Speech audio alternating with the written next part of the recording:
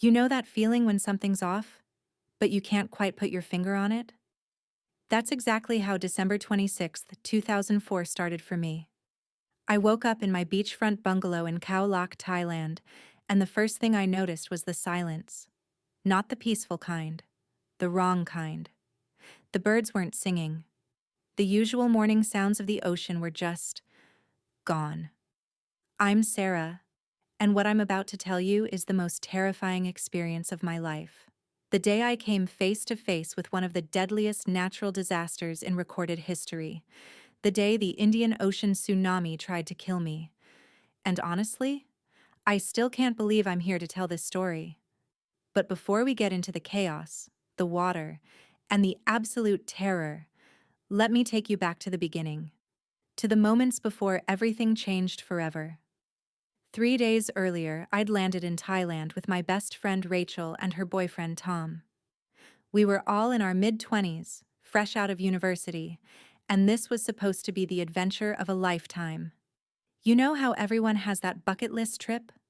The one you save up for, plan obsessively, and dream about for months? This was ours. We'd chosen Khao Lak because it was supposed to be quieter than Phuket. More authentic. Less touristy. The beaches were pristine, the water was crystal clear, and our little resort sat right on the sand, maybe 30 meters from the waterline. Perfect, right? On Christmas Day, we'd spent the entire afternoon on the beach. Rachel and I had gotten matching temporary henna tattoos from a local vendor. Tom had attempted to surf and failed spectacularly. We'd eaten fresh seafood at a tiny restaurant where the owner knew everyone by name. That night, we'd stayed up late on the beach, drinking cheap Thai beer and watching the stars. I remember Rachel saying something like, "This is it. This is what life's supposed to be." And I agreed with her. Completely. I went to bed that night thinking I was the luckiest person alive. I had no idea what the next morning would bring. December 26th, Boxing Day. The day that would become known worldwide as one of the deadliest disasters in modern history. But at 7 a.m., I didn't know any of that. I just knew something felt wrong. I got up, stepped out onto my little balcony, and looked at the ocean. The water was unusually calm, like glass. No waves at all. And the beach seemed wider somehow, like the ocean had pulled back during the night. Weird, but not alarming. Not yet. I grabbed a shower, threw on my bikini and a sundress, and headed over to Rachel and Tom's bungalow. We'd planned to have breakfast at the resort's restaurant, then spend the morning snorkeling. Normal vacation stuff. Rachel was already up, looking just as confused as I felt. "Have you been outside?" she asked. "The beach looks bizarre." We walked down to the restaurant together. Most of the other guests were already there, and everyone seemed to be talking about the same thing. The ocean looked different. Some people thought it was cool. A few seemed uneasy. The resort staff were acting normal, though. Smiling, serving breakfast, chatting with guests. So we shrugged it off. We were halfway through our breakfast when I heard it. A low rumble. Like distant thunder, except it didn't stop. It just kept growing. Louder. Closer. I looked up from my plate of tropical fruit, and that's when I saw it. The ocean. Rising. Have you ever seen something so impossible that your brain just refuses to process it at first? That's what happened to me in that moment. Because what I was looking at couldn't be real. It was a wall of water, dark and churning, stretching across the entire horizon. It looked like the ocean itself had stood up, and it was coming toward us. Fast. For a few seconds, nobody moved. We all just stared, frozen in this collective moment of disbelief. I remember one guy actually laughed nervously and said, "What the hell is that?" Then someone screamed, and everything exploded into chaos. Tables flipped over as people jumped up. Chairs scattered. Someone's coffee cup shattered on the ground. The resort staff started yelling in Thai, gesturing frantically toward the road, toward higher ground. But most of us didn't speak Thai. Most of us didn't understand. Rachel grabbed my arm so hard it hurt. Sarah, we need to go. Tom was already running toward the bungalows. Our passports, he shouted. We need our documents. And this is where I made my first mistake. I ran after him. I don't know why. Instinct, maybe. Or just pure panic. But instead of running inland immediately, away from the beach, toward safety, I ran parallel to it, back toward my bungalow. I needed my bag, my passport, my phone, my camera with all our vacation photos. It's amazing what your brain prioritizes when you're terrified and not thinking clearly. Behind me, I could hear the roar getting louder. It sounded like a freight train mixed with a waterfall mixed with something alive and angry. I burst into my bungalow, grabbed my backpack from the bed, and that's when the windows exploded inward. The water hit the building like a battering ram. Glass shattered everywhere. The front door blew off its hinges. And suddenly I was underwater, tumbling, crashing into walls and furniture. The force of it was unbelievable, like being inside a washing machine built for giants. I couldn't tell which way was up. Couldn't see anything through the churning brown water. Couldn't breathe. My shoulder slammed into something hard. My knee scraped against broken wood. The salt water burned my eyes and filled my nose and mouth. I was going to drown. Right here, in my vacation bungalow, 30 seconds after the water hit. But then, and I still don't know how this happened, I broke the surface. I gasped, coughed, sucked in air mixed with water and debris. My hand hit something solid, a roof beam, part of the ceiling that hadn't collapsed yet. I grabbed it with both hands and held on like my life depended on it. Because it did. The water kept rising. Within seconds, it was up to my chest, then my neck. The entire bungalow was filling up like a bathtub. Furniture floated past me. My suitcase, someone's beach chair, a wooden sign that said, "Welcome to Paradise." The irony wasn't lost on me, even in that moment.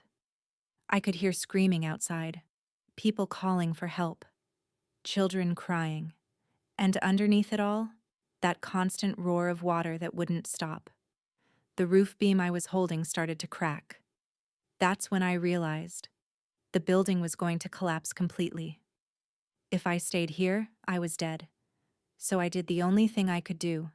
I let go. The current grabbed me immediately and yanked me out through where the door used to be. Suddenly, I was outside, in open water, being pulled inland by a force that felt supernatural. The water was moving so fast, carrying so much debris, that all I could do was try to keep my head above the surface and avoid getting hit by the stuff swirling around me. And there was a lot of stuff. Pieces of buildings, entire palm trees, motorcycles, furniture, someone's refrigerator, bodies. I'm sorry, but I have to tell you the truth. There were bodies in the water. Some were moving, thrashing, trying to swim. Others weren't. I tried not to look. Tried to focus on just surviving the next 10 seconds, then the next 10 after that. My arms were already burning from treading water. The current kept pushing me into things. A wooden plank scraped across my back. Something metal cut my leg. I swallowed water, choked, coughed it back up.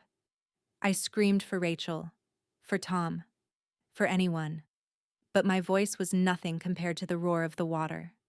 Then I saw it, a concrete wall, part of a building that was still standing, about 20 meters ahead. If I could just reach it, maybe I could climb up, get out of the water. I started swimming, or trying to. It was more like flailing desperately in the direction I wanted to go, while the current did whatever it wanted with me. My fingers touched concrete. I grabbed, held on, pulled myself along the wall, looking for something to climb. There, a window ledge, about a meter above the waterline. I jumped, missed, fell back into the water. Tried again. This time my fingers caught the edge.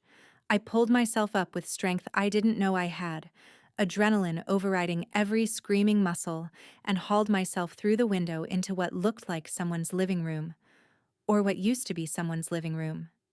Now it was just a destroyed space filled with knee-deep water and ruined furniture. But I was out of the current, and for the moment, that was enough. I collapsed against the wall, gasping, shaking, bleeding from a dozen cuts I hadn't even felt happening. Outside the window, the water kept flowing past. Strong, relentless, filled with debris and destruction. How long had it been since the first wave hit? 5 minutes? 10? It felt like hours. I could still hear screaming. Closer now. On the other side of the wall. Someone was calling for help. I want to pause here and ask you something. What would you do in that moment? You're injured, exhausted, terrified. You've just barely survived something that should have killed you. Every instinct is telling you to stay put. Stay safe. Wait for help. But you can hear someone screaming. Do you go back into the water? I'd like to tell you I'm some kind of hero, that I didn't hesitate. But that would be a lie. I hesitated. God, I hesitated. I sat there against that wall for what felt like forever, but was probably only 30 seconds, listening to those screams, trying to convince myself that someone else would help them, that I'd done enough just by surviving. But the screaming didn't stop, and I realized there might not be anyone else. It might just be me. So I went back to the window. The person screaming was a woman, maybe 50 meters away, clinging to a palm tree that was bent almost horizontal by the water. She was older, maybe in her 60s, and she was losing her grip. The water had dropped slightly, but it was still waist deep and moving fast. I climbed back out the window. The current immediately tried to pull me away, but I held onto the wall, working my way along it, moving toward the tree. Every step was a battle. The water kept trying to knock me off my feet. Debris kept slamming into me, but I kept going. When I reached the tree, the woman was barely conscious. Her hands were slipping. Her eyes were glazed over. I grabbed her arm. "I've got you!" I shouted over the roar. "Hold on to me." She looked at me like she didn't understand, like she'd given up. "Don't you dare let go!" I screamed at her. "We're getting out of this." Something in my voice must have reached her because her fingers tightened around my wrist. I pulled her away from the tree and toward the building I'd just come from. It took everything I had. She was dead weight, barely able to move her legs. The water fought us every centimeter. But we made it. I got her through the window, into the flooded living room, and pulled her up onto a couch that was somehow still upright. She collapsed, coughing up water, crying. I didn't even know her name, but for that moment, she was the most important person in my world. We'd been in that room for maybe 10 minutes when I heard it again. That sound, the rumble, the roar. No. No, no, no, no, no. I looked out the window and my blood turned to ice. Another wave was coming. Not as big as the first one, but big enough. A churning wall of brown water sweeping up everything in its path, heading straight for us. The woman saw my face and understood immediately. "Again?" she whispered. "We need to go higher," I said. "Now." But where? The building only had one story. There was no higher. Then I looked up. The ceiling was made of wood, and there was a gap where part of it had collapsed. If I could climb up into the roof space, maybe we could ride this one out above the waterline. It was a long shot, but it was all we had. I grabbed a table, flipped it over, and dragged it under the hole. Climbed on top. Pulled myself up into the roof space. It was barely a meter high, more of a crawl space than a room. Hot. Dark.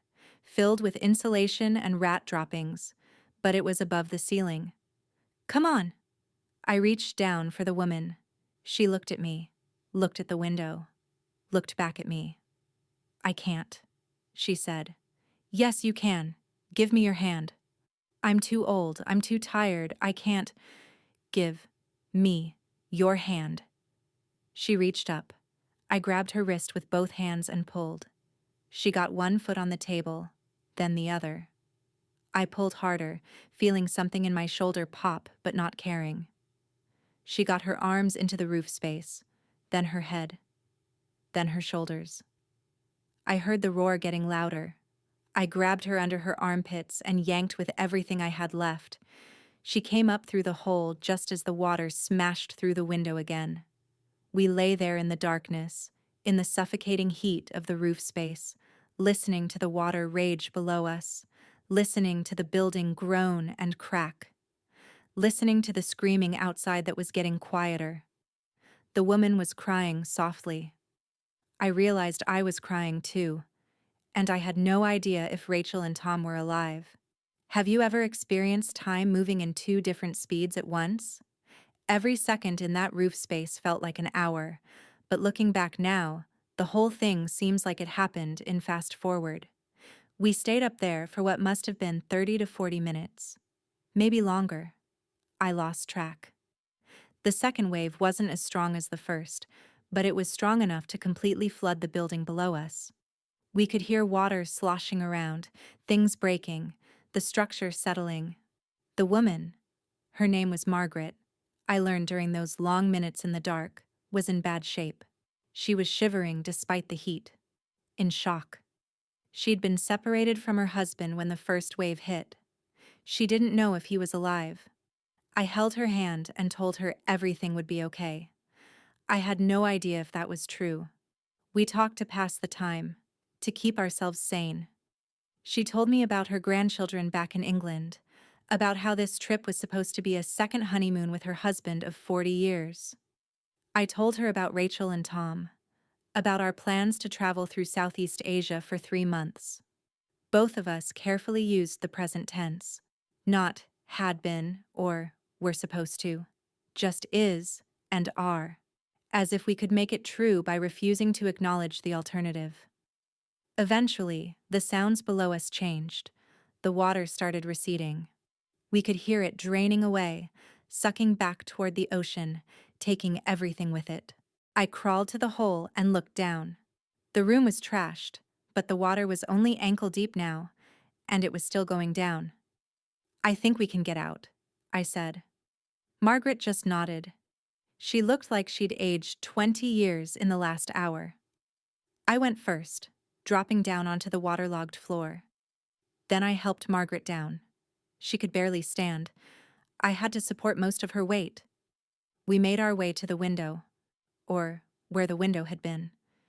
Everything was gone. The walls were cracked.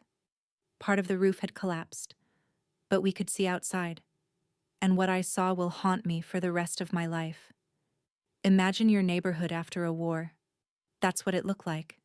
The entire landscape had changed. Buildings were gone or reduced to rubble. Trees were uprooted or snapped in half. Cars and motorcycles and boats were scattered everywhere. Some flipped upside down, some wrapped around trees or stuck through walls. Everything was covered in mud and debris, and the smell. Oh God, the smell. Salt water and sewage and something else. Something worse. People were wandering around in a daze. Some were calling out names. Others were digging through rubble. A few were just sitting, staring at nothing. And there were bodies. I won't describe them in detail. I can't. But they were there. We need to find higher ground, I told Margaret. In case there's another wave. She nodded numbly. We started walking inland, away from the beach. Every step was difficult. The ground was slick with mud. Debris was everywhere. I was barefoot. I'd lost my sandals somewhere in the water, and the ground was covered with broken glass and splintered wood and metal. But we kept going. We passed a woman sitting next to what had been a building, holding a child. The child wasn't moving. The woman was singing softly, a lullaby. We passed a man trying to lift a concrete beam off something. He was crying and digging with his bare hands. We passed a small group of people who'd gathered around someone trying to do CPR on a tourist. They were taking turns. Nobody wanted to give up. I wanted to help, wanted to stop and do something. But I had to get Margaret to safety first, had to make sure there wasn't another wave coming. We kept walking. After what felt like hours but was probably 20 minutes, we reached the main road, or what was left of it. It was clogged with abandoned vehicles and debris, but it was higher ground. And there were people. Someone had set up a makeshift first aid station using car hoods as tables. A Thai woman who looked like she might be a nurse was treating injuries with whatever supplies people had found. I brought Margaret over. "She needs help," I said. She was in the water for a long time. The woman took one look at Margaret and immediately started checking her over, speaking in Thai to the people around her. Someone handed me a bottle of water. Someone else brought a blanket. A man asked if I was okay. Spoke English. Seemed to actually care about the answer. And that's when it hit me. I'd survived. I was alive. But I had no idea where Rachel and Tom were. I need you to understand something about the hours after a disaster like this. There's no organization, no system, no authorities showing up with answers and plans. It's just chaos and confusion and hundreds of people all trying to figure out what to do next. The main road had become a gathering point for survivors. Some were injured and being treated. Others were looking for loved ones. A few seemed to be in shock, just standing there, not speaking, not moving. Someone had found a working radio, and we huddled around it, listening to the news in Thai. Someone translated. There had been an underwater earthquake, massive, off the coast of Indonesia. It had created tsunami waves that hit countries all around the Indian Ocean. This wasn't just Thailand, it was everywhere. Indonesia, Sri Lanka, India, even Somalia, thousands of miles away. The numbers they were giving for casualties kept growing. Hundreds, thousands, tens of thousands. But I didn't care about the numbers. I cared about two specific people. I started asking everyone I saw. "Have you seen a British couple? Girl with dark hair? Guy with a beard? They were staying at the beachfront resort?" Most people just shook their heads. Some didn't speak English.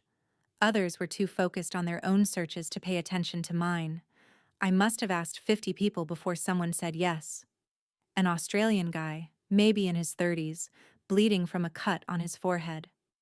"Yeah, I saw them," he said. After the first wave, they were heading toward the hills with a group of people. My heart jumped. "Are you sure? Both of them?" "Pretty sure. The girl was helping some kid who'd gotten separated from his parents. The guy was with her." That sounded like Rachel. That sounded exactly like Rachel. "Which way did they go?" He pointed east, toward a hill maybe a kilometer away. "There's a temple up there. A lot of people headed that direction." I thanked him, checked on Margaret one more time. She was being looked after, seemed stable, and started walking. My feet were bleeding. Every muscle in my body hurt. I was pretty sure I had broken ribs, but none of that mattered. I had to find them. The walk to the temple took forever. The roads were impassable in places, forcing me to climb over or around piles of debris. I passed more bodies, more destruction, more people searching desperately for their loved ones. I also passed moments of incredible kindness. A Thai family sharing their limited food and water with strangers. A group of tourists working together to free someone trapped under rubble. A young girl, maybe 8 years old, leading an injured elderly man by the hand, taking him to safety. Disasters bring out the worst in humanity, but they also bring out the best. The temple sat on top of a hill overlooking what used to be Khao Lak. It was one of the few buildings still intact, protected by elevation and maybe something else. Divine intervention? I'm not religious, but standing there, looking at that temple standing while everything else was destroyed, I understood why people might believe. There were hundreds of people gathered in the temple courtyard. More survivors. Some were being treated by volunteers. Others were just sitting, processing what had happened. And there, sitting against a wall, wrapped in an emergency blanket, was Rachel. I don't remember running to her. I don't remember what I said first. I just remember the feeling of seeing her alive. She saw me at the same time and stood up so fast she almost fell over. We collided in a hug that hurt my ribs, but I didn't care. We were both crying. Both talking at the same time. Both saying the same things. I thought you were dead. I couldn't find you. I looked everywhere. Thank God. Thank God. Thank God. Tom was there too, sitting a few meters away, helping a Thai man bandage someone's leg. When he saw me, he came over, and the three of us just held on to each other for a while. Nobody said anything for a long time. We didn't need to. Eventually, Rachel pulled back and looked at me. Really looked at me. "Sarah, you're hurt. You're covered in blood." I looked down. She was right. I had cuts everywhere. My dress was torn and muddy and stained with blood, mine and probably other people's. "I'm okay," I said.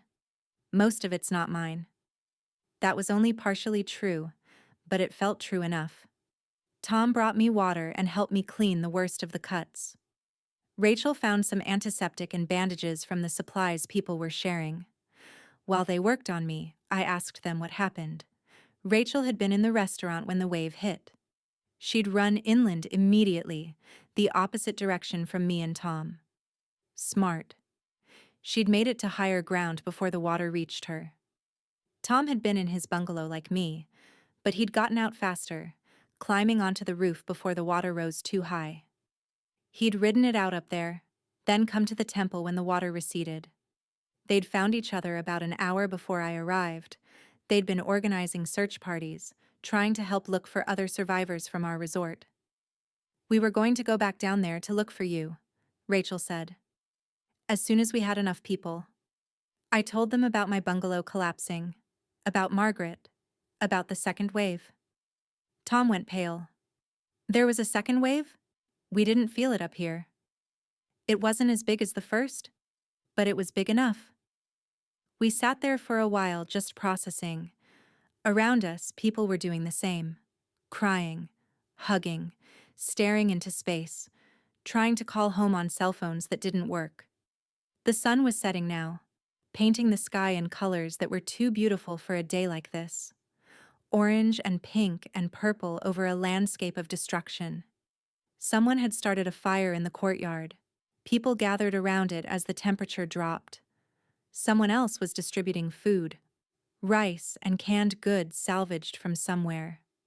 We ate mechanly, not tasting anything, and we tried to figure out what to do next. Night fell, and with it came the sounds. People crying, people calling out names, still searching. People praying in different languages to different gods, and beneath it all, the ocean. Still there, still audible. A reminder of what had happened and what might happen again. None of us slept much that night. Every time I closed my eyes, I was back in the water, tumbling, drowning, watching things I didn't want to see. I'd jump awake, gasping, and Rachel would be there, hand on my shoulder, telling me it was okay. We were safe. But were we? How did we know there wouldn't be another wave? A bigger one? Someone had a radio, and we listened to it all night. The news kept getting worse. The death toll kept rising. Entire villages had been wiped out in Indonesia. Trains had been swept away in Sri Lanka. The coast of India was devastated. They were calling it one of the deadliest natural disasters in recorded history, and we'd survived it. The guilt hit me around 2 a.m. Why did I survive when so many others didn't? What made me special? What made me deserve to be sitting here, wrapped in a blanket, when there were bodies still in the water? I asked Rachel if she felt the same way. She nodded in the darkness. "I keep thinking about that family from the restaurant, the ones with the little kids. I don't know if they made it." "That man who was trying to surf yesterday," Tom added quietly. "The funny Australian guy who kept falling off his board. I saw him in the water during the wave. He didn't make it out." We sat with that for a while. Then Rachel said something I'll never forget. We survived so we could tell their stories. So what happened here doesn't get forgotten. I think that's when I decided to share my story publicly someday, to make sure people understood what happened that day. Not just the statistics and the science, but the human experience of it. The fear, the loss, the impossible choices, the kindness in the middle of horror, all of it. The next morning, military helicopters started arriving. The Thai government had mobilized. Help was coming. Finally, they were evacuating the most seriously injured first, but they assured us that everyone would be taken out eventually. Taken to Bangkok or other cities with working hospitals and infrastructure. We spent that day helping where we could, distributing water, looking for survivors in the rubble, helping to identify bodies when possible. That last part was the hardest. I won't go into detail, but I will say this. If you've ever wondered whether you could handle seeing death up close, I hope you never have to find out. By late afternoon, it was our turn to evacuate. A truck, one of the few vehicles that was still working, took us to a nearby town that hadn't been hit as hard. From there, buses would take us to Bangkok. I asked about Margaret before we left. Someone had seen her evacuated on an earlier helicopter. She was alive. She was going to a hospital in Bangkok. I hoped she'd find her husband, but somehow I knew she probably wouldn't. The bus ride to Bangkok took hours. The roads were damaged in places, forcing us to detour. But nobody complained. We were the lucky ones. I sat next to the window, watching the Thai countryside pass by. So green, so peaceful, like the coast hadn't just been destroyed. Rachel fell asleep on my shoulder. Tom sat across the aisle, staring at nothing. None of us had our passports, our money, our belongings. Everything we'd brought to Thailand was gone, buried under mud or swept out to sea. But we were alive. That's what I kept telling myself. We were alive. We spent 3 days in Bangkok before we could get flights home. The British Embassy helped us get emergency travel documents. They'd set up a crisis center for tsunami survivors, and the stories we heard there were incredible and heartbreaking. A woman who'd lost her entire family, husband, 2 children, parents, in a single wave. She was the only one who survived, a man who'd been diving when the earthquake happened. He'd been underwater when the wave passed overhead. He came up to find the coast completely changed. A couple who'd been separated during the chaos and had spent 2 days thinking each other was dead before finally reuniting. So many stories, so much loss. The final death toll was staggering, over 230,000 people dead across 14 countries. Entire communities wiped out, families destroyed, lives ended in minutes. We'd been so incredibly lucky. When we finally got home to England, everything felt surreal. People went about their normal lives. Christmas decorations were still up. People complained about traffic and weather and their jobs. I wanted to shake them, to make them understand how fragile everything was, how quickly it could all disappear. But I also understood. Life goes on. It has to. The nightmares started about a week after we got home. I'd wake up choking, certain I was drowning. I'd see waves in every puddle, every bathtub, every glass of water. I couldn't go to the beach for 2 years. Rachel had similar issues. Tom handled it better, or at least he seemed to on the outside. We all went to therapy, separately and together. It helped. Eventually. I won't lie and say we're completely over it. You don't get over something like that.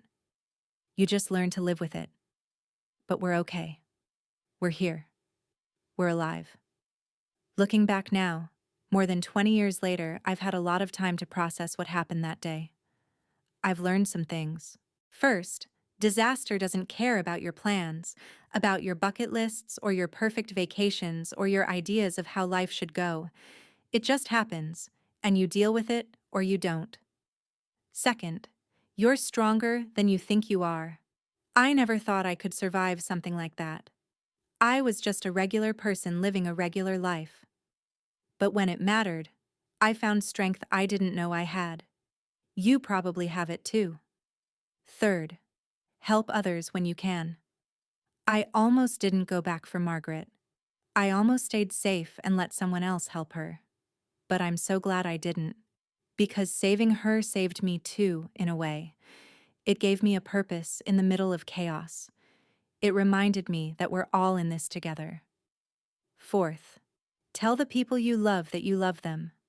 Often, because you never know when it might be the last time. I was lucky. I got to see Rachel and Tom again. A lot of people didn't get that chance. And finally, don't take anything for granted. Not the ground under your feet. Not the ocean's calm surface. Not tomorrow. Nothing is guaranteed. I went back to Thailand once, about 10 years after the tsunami. They'd rebuilt Khao Lak. It looks different now. More buildings are set back from the beach. There are evacuation routes clearly marked everywhere, warning sirens mounted on poles. And there's a memorial. It's a police boat that was carried 2 kilometers inland by the wave. They left it there, mounted it in a memorial park, as a reminder of the power of what happened. I stood there looking at it, this massive boat sitting where boats should never be, and I cried. For everyone who died. For everyone who survived but lost loved ones. For Margaret, who I later learned did lose her husband that day. For the version of me that died in that water and had to be rebuilt. Rachel and Tom came with me on that trip.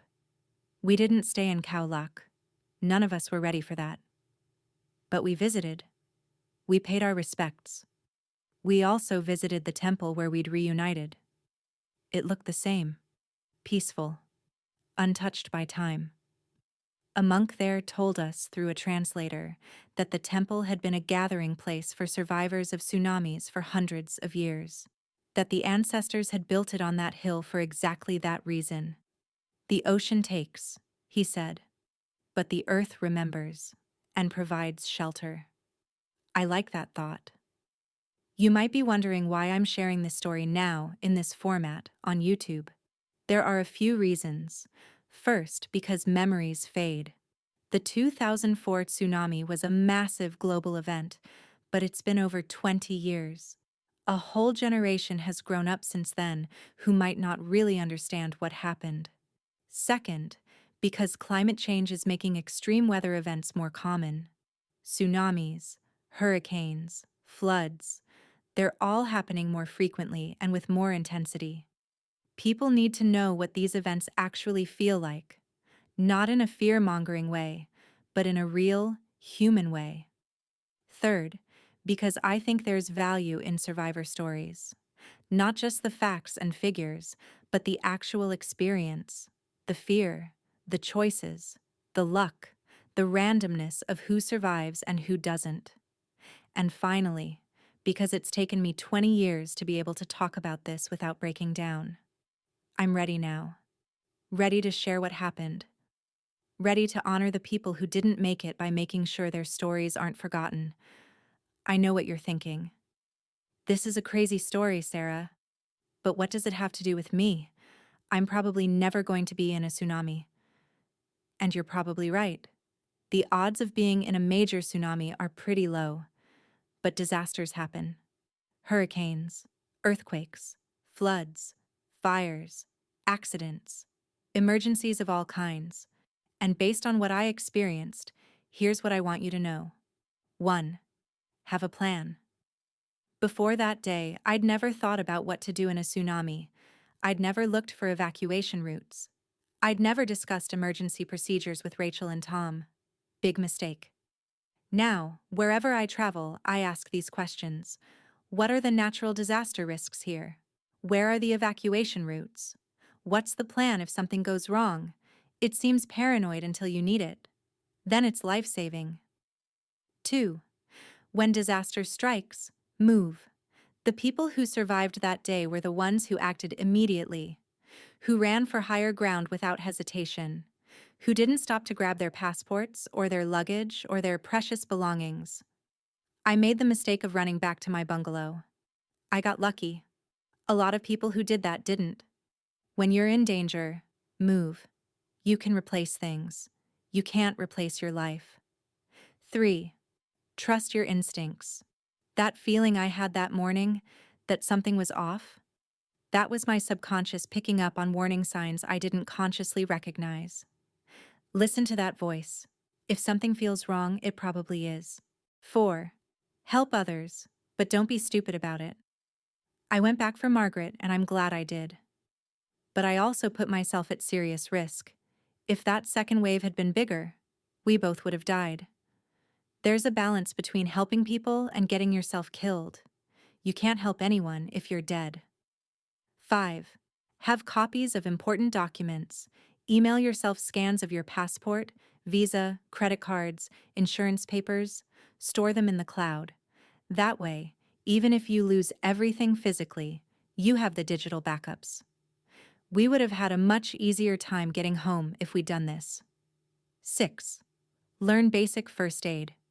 In the aftermath, the people who knew CPR and basic wound treatment were invaluable. I knew almost nothing, and I felt useless in so many situations. Take a class, learn the basics. You might save someone's life someday, maybe your own.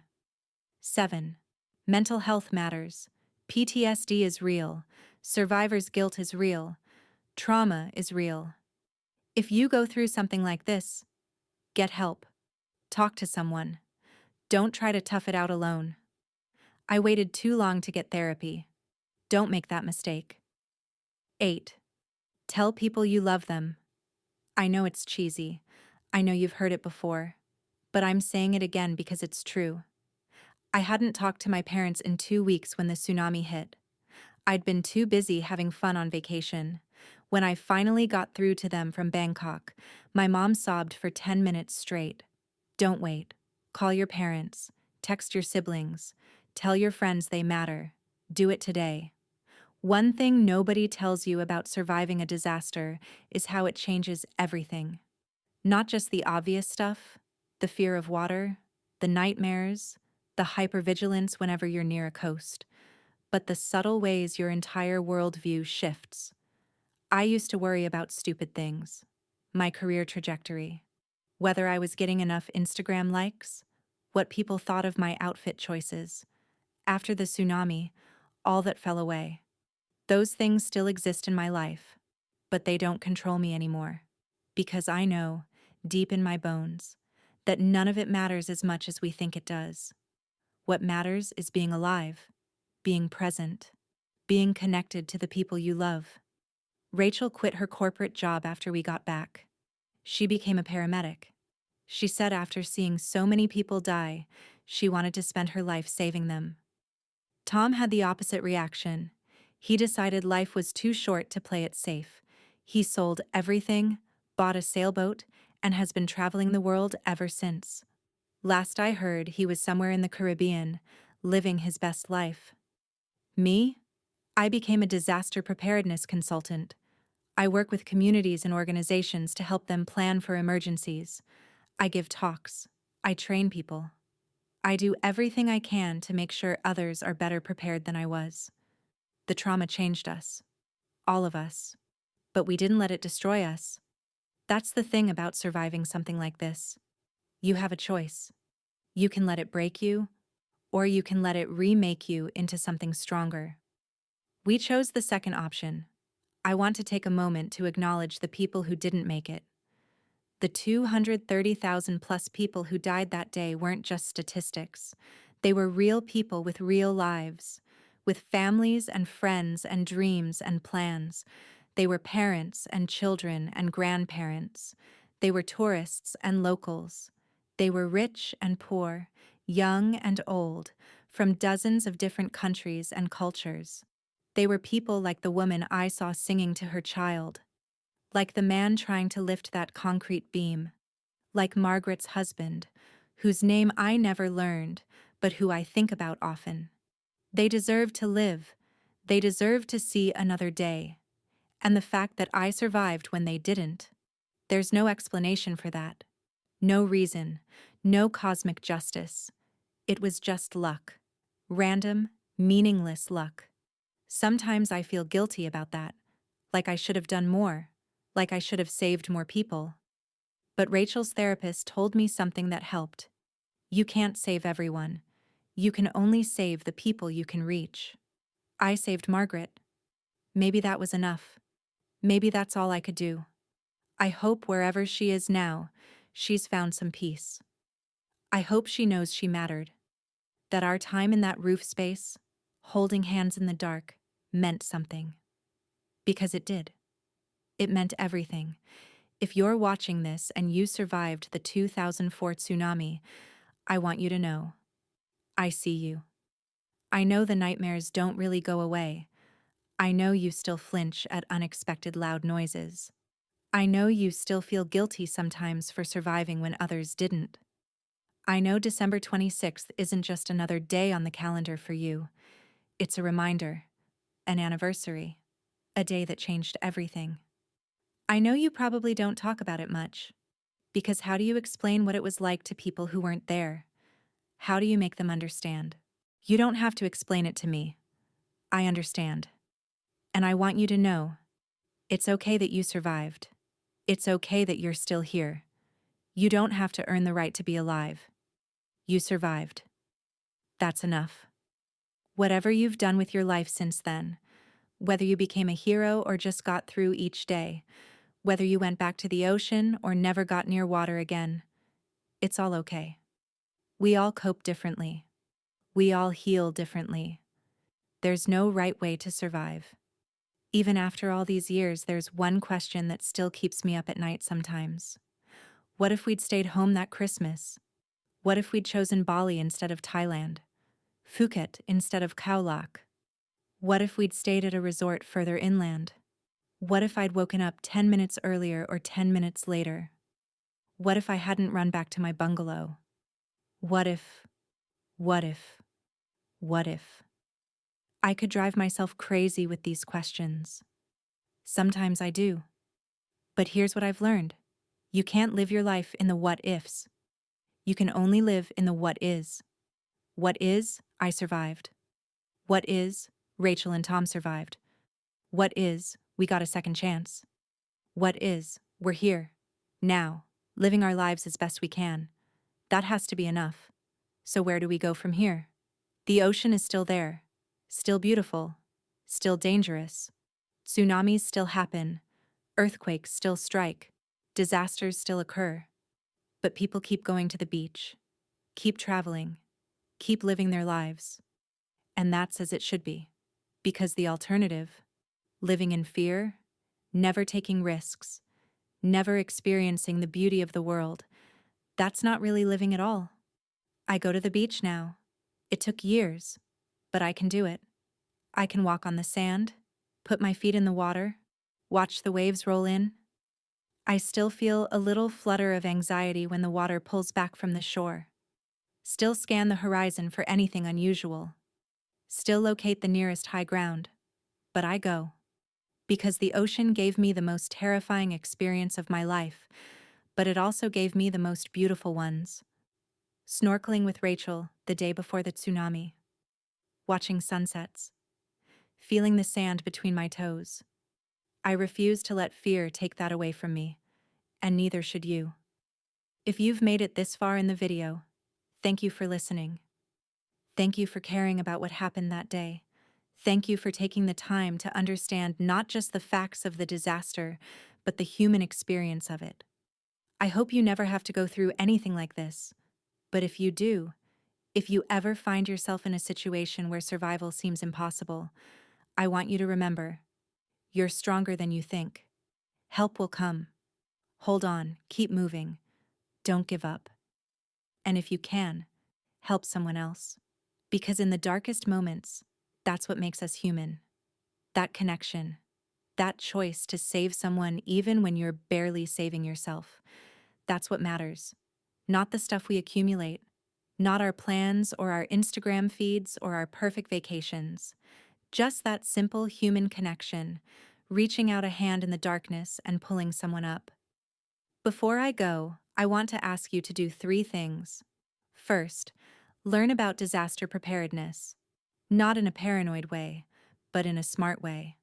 Know the risks in your area. Have a plan. Share it with your family. There are great resources online. The Red Cross has excellent guides.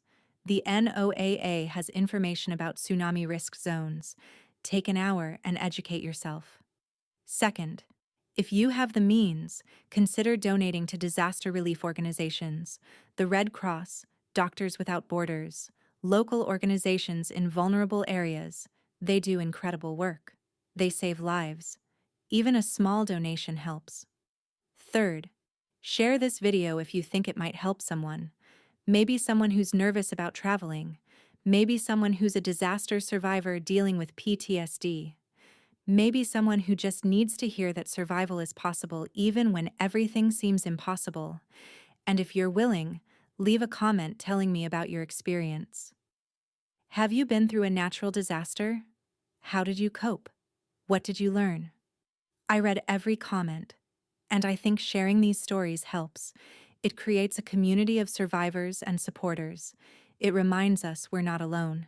This has been the hardest video I've ever made. Reliving that day, putting it all into words, sharing the details I usually keep locked away.